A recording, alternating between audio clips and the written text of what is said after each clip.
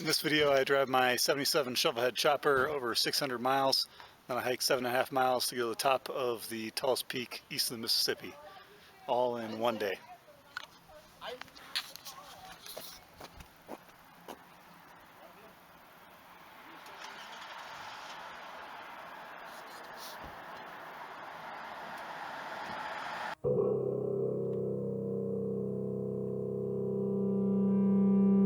So here I am about to do something crazy. It's 5:30 in the morning and I'm about to leave town on my Shovelhead on a Sunday, which for the Shovelhead guys, you know that's not the best thing to do because none of the shops are open. So if I get stranded, I'll be kind of on my own with whatever I can find in the auto zone.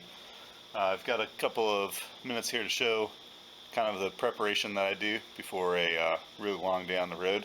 First thing is I gather some just a few basic tools that are going to come in most handy if I've got to do something onto the bike.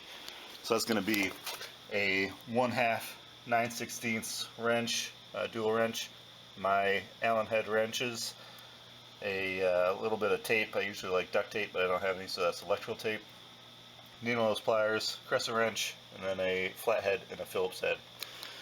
A couple of the other little hacks that I've got for being on the road for a long time is I find that wrist bands, these are just made out of socks that I cut up, are really useful because it keeps the sun off of that crack between your jacket and your gloves, which if you're going to be on the road for 10 hours during the day and you're like me, that can be a big issue because otherwise you get to wherever you're going with really red wrist burns. And then I've got earplugs, that's another big one, and that's about it. Dressing warm, even though it's going to be 80 degrees today. There's going to be periods of the day where I'm going to be riding for hours in the 60s because I'm going up in elevation. But it's time to get on the road. I'll start filming once the sun comes up. I had a long debate on whether to take the FXR or the Shovelhead. The FXR is more reliable and would make the day easy, but the Shovelhead won out for a couple of reasons. Here I am in the morning, sun's just coming up, I'm on 70 on the way to 40. Here's another hack. What I'm showing you on my gas cap is the directions to Mount Mitchell wrote out tiny so they would fit. Long rides like this are great because they give a person the opportunity to think without distractions. In fact, they force you to be without distractions. On this ride, I thought a lot about how old motorcycles are similar to friendships. A friend who has shared experiences with you becomes a part of you because they are intrinsically linked to part of your life.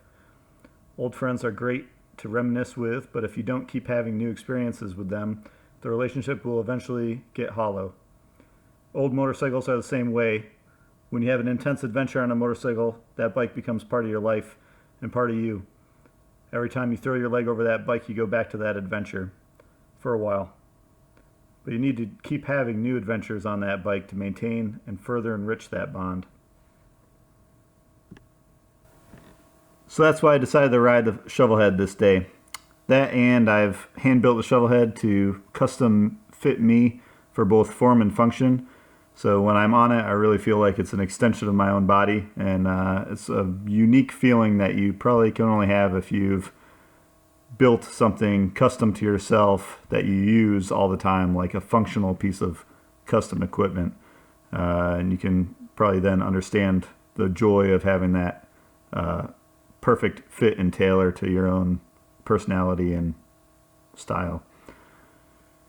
Here I'm filming some of the road as I'm exiting the super highway, Highway 40, and it's like, seems like really super beautiful to me at this point because it's, you know, curving and going up and down hills. But in a second, once I start climbing up towards the Blue Ridge Parkway, it gets much, much more beautiful.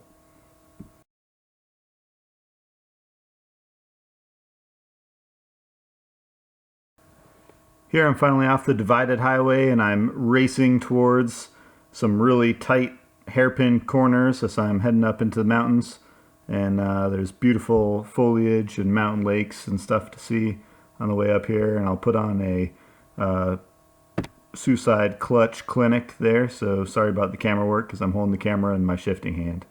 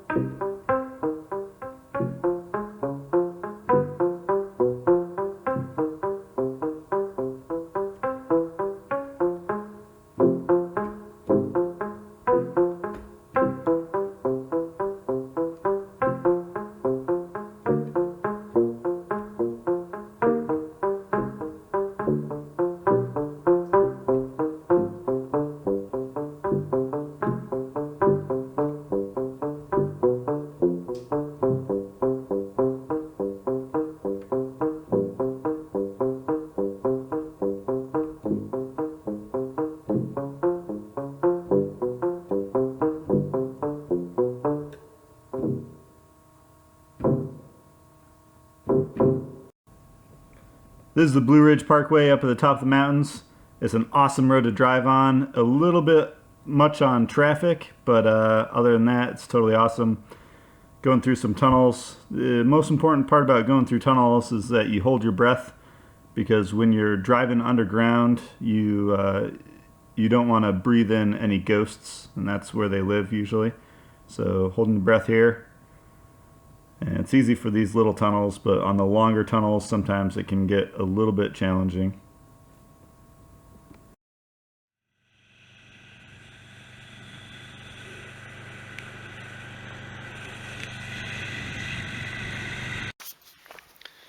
I made it to Mount Mitchell State Park. It's pretty cloudy up here, but I think as the day goes on, it'll clear out.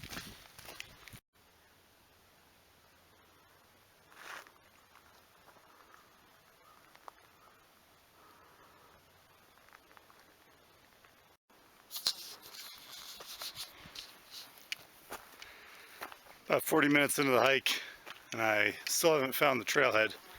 Got lost once. I got lost when I turned up a little access road that went up into the mountains. It was like a 40-degree grade up for about a quarter mile, maybe a half mile, before it ended in some type of service station that had big like propane tanks or water tanks or something. No buildings were around, so I have no idea what it was for, but I got up there and I was thinking, oh man, I just crushed my legs for no reason, because at the time, at this moment right now, I think I'm on a 12-mile hike, but I went to the wrong starting point, so it was only 7.5.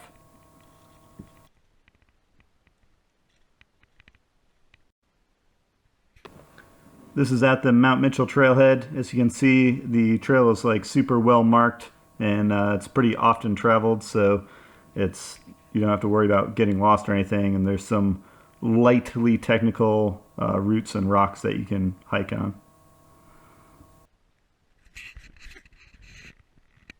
As you can see by the sweat on my face, my death march is in full swing. Taking a little break to have some blackberries here on the side of the trail. It's funny, before I left, I read some stuff on the website about black bears being all over the place in this park. I basically just read that one sentence and didn't read any other facts about it, but it's making my imagination go crazy. I've got a gun I basically bought just for hiking in bear country, but since I moved to the East Coast, I let my concealed carry permit expire, so I use that for other purposes now. And basically, I've got my knives. I brought this, and I brought another Benchmade.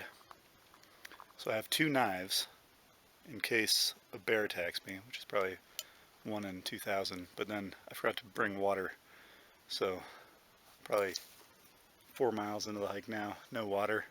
I'm not thirsty yet, but thirst probably coming.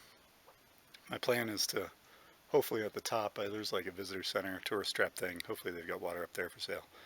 Otherwise it's going to be a long day.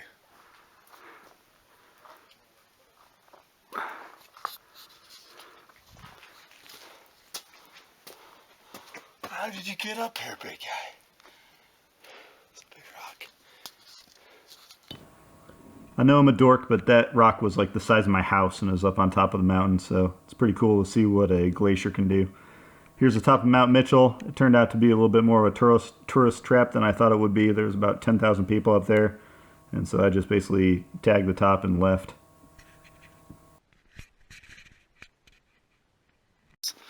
I got to the top in an hour 45 minutes, and now I basically tagged the top, looked around, it's a little bit too crowded for me, so headed back down immediately. And now it's got me thinking, in terms of budgeting my time, that if I haul, I can get home in time to tuck the kids in and play Scrabble with the wife and have a nice sit-down meal along the way probably. So I'm like a barn sour horse at this point. I'm just trying to make time.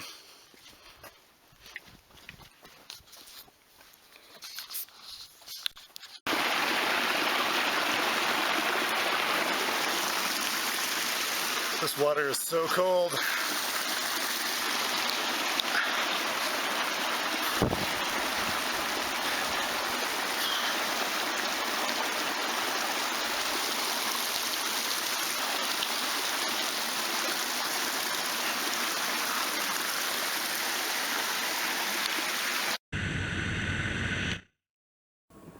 I was really careful on that last shot not to aim the camera down because I didn't want to lose any street cred with any of the wildlings that still think I might be a god. But the most disturbing part about swimming in that river was that after I got out, and I'm sitting there and I'm like, I'm so close to drinking that water. Like, the thought crossed my mind. I know about Giardia, and I know it's not a good idea, but like I'm on the verge of drinking that water. I decide not to. I do the appropriate thing, and I get up and I'm walking back towards the trail. And as I'm walking towards the trail, I look down and I see what looks like a wet wipe smeared with some type of brown substance. And I'm looking around and I don't see the poop anywhere. So I'm thinking that some jerk went and took a dump in the river at some point and wiped their butt with a white wipe and left it there on the side of the stream. And then here I come along and I sit in that water. So that would be the worst case scenario. Maybe somebody got like really messy with a chocolate bar, but I'm just gonna assume that it's a chocolate bar.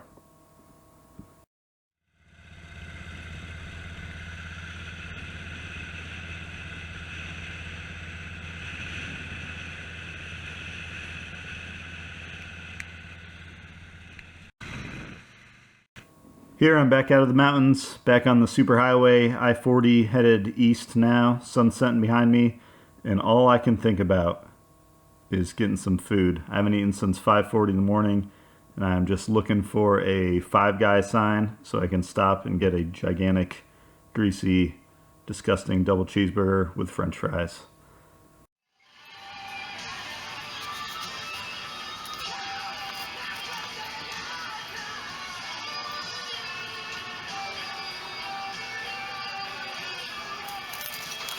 Super excited right now. All I could think about for the last 100 miles was stopping on a Five Guys. I just kept waiting for one to show up on the sign.